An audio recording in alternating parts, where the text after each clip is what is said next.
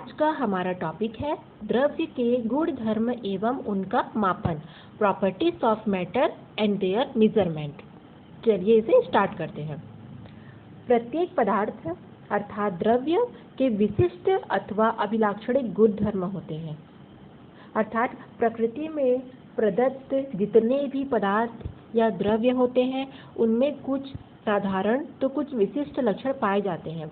अतः उस आधार पर हम इन्हें दो भागों में विभाजित करते हैं, एक तो भौतिक गुण धर्म और एक रासायनिक गुण धर्म।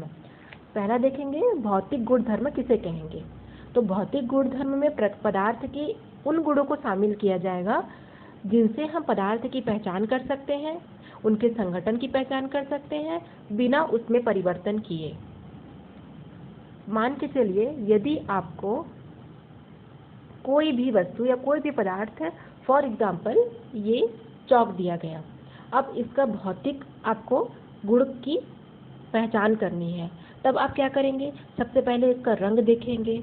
बहुत सारे चौक ऐसे होते हैं जो पीले कलर के, नीले कलर के, गुलाबी कलर के भी होते हैं, तो उस आधार पर हम इसके रंग की लिखेंगे कि ये रंग क्या आ जाएगा, सफ़ेद रंग का है ये चौक। उसी आधार पर हम इसे स्मेल करके देखेंगे कि इसका गंध कैसा है। फिर उसके बाद हम इसका घनत्व निकालेंगे, इसे हम गलनांक और क्वथनांक दोनों निकाल कर देखेंगे, तो ये आपका भौतिक गुण धर्म में आ जाएगा। उसी प्रकार रासायनिक संबंध किसे कहेंगे, रासायनिक गुण धर्म किसे कहेंगे? रासायनिक गुण धर्म में अभिक्रियाओं के रासायनिक परिवर्तन को कहा जाता है। जैसे मान के चलिए हमको दूध दिया गया है, दूध से दही का बनना ये एक रासायनिक परिवर्तन है।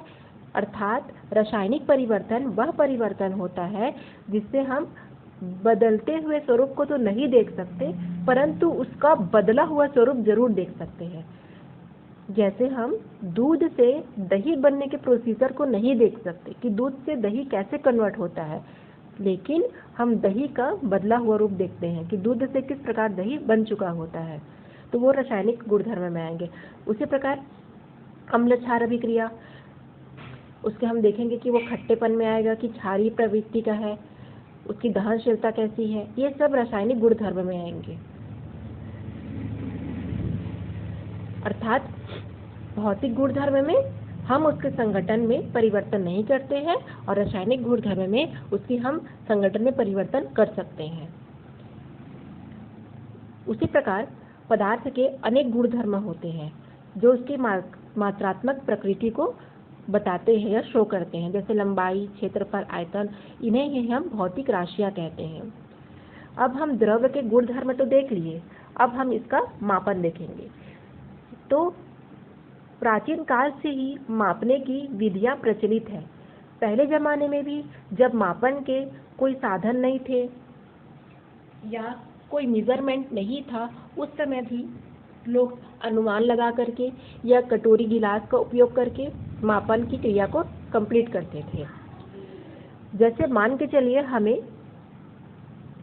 शरबत पानी बनाने के लिए बोला जाए, तो आप किसी भी अनुपात में तो शक्कर और नींबू या जल को नहीं मिला लेंगे, एक निश्चित क्वांटिटी में ही मिलाएंगे, वरना वो तो चाशनी बन जाएगा।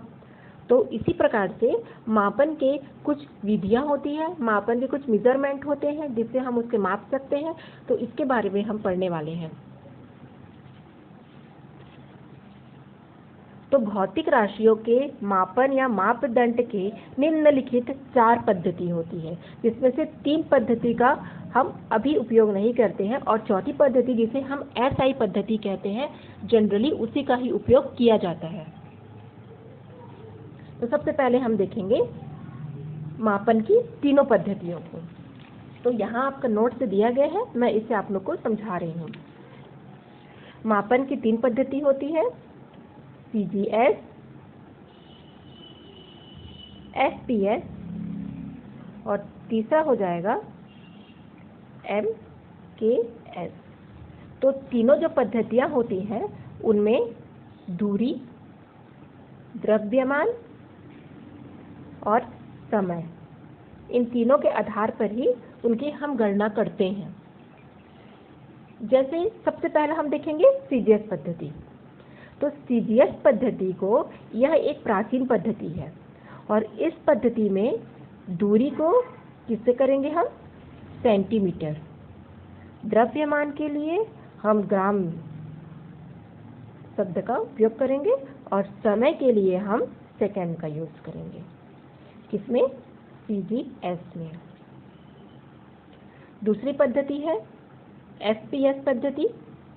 FPS पद्धति में यह एक ब्रिटिश पद्धति है, क्योंकि ये ब्रिटिश समय से प्रचलित हुई है। इसमें दूरी के लिए हम फीट या फुट इसका उपयोग करते हैं।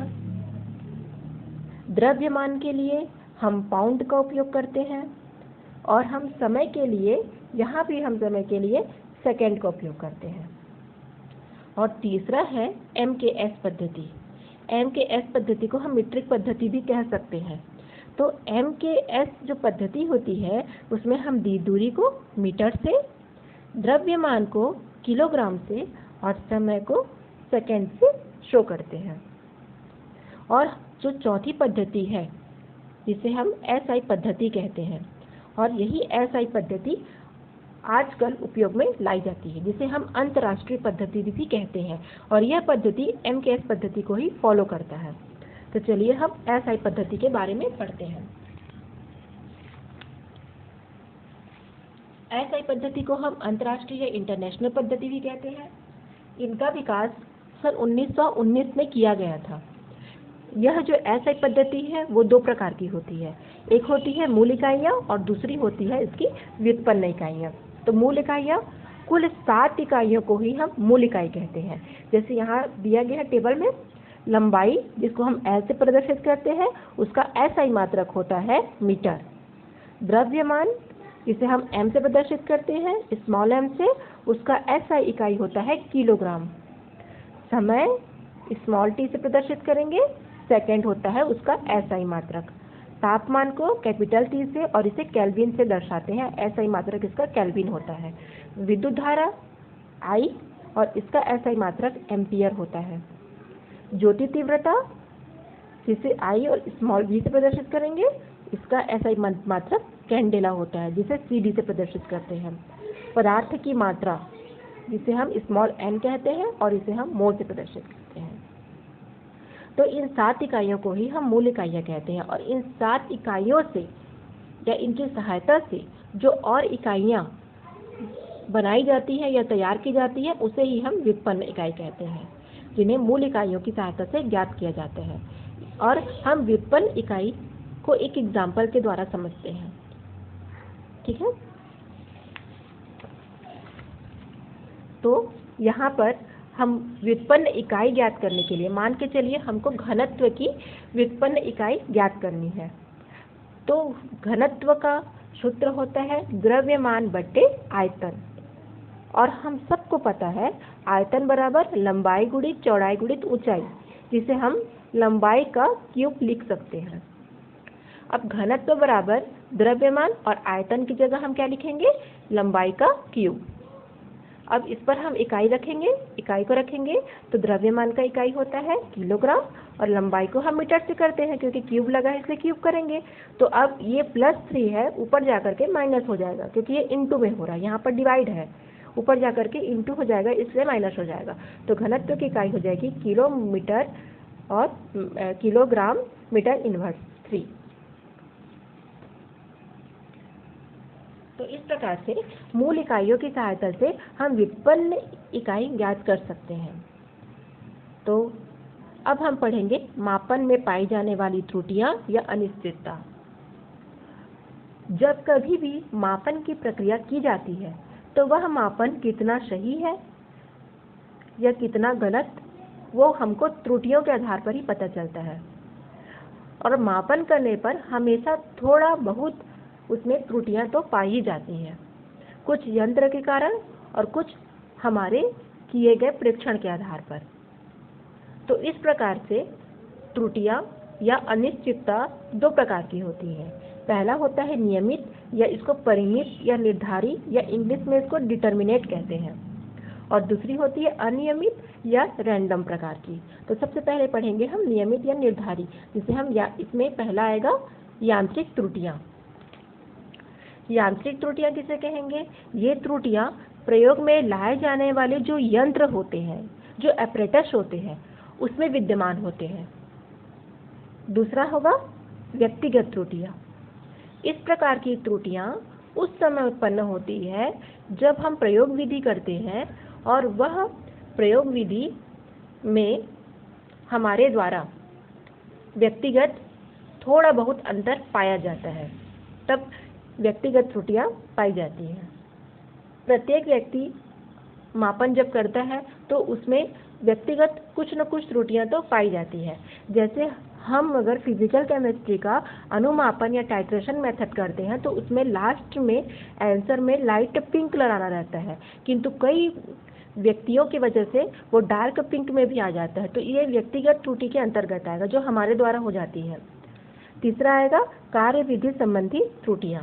तो इस प्रकार की त्रुटियां उस समय उत्पन्न हो जाती हैं जब प्रयोग की सही विधि का हम पालन नहीं करते हैं।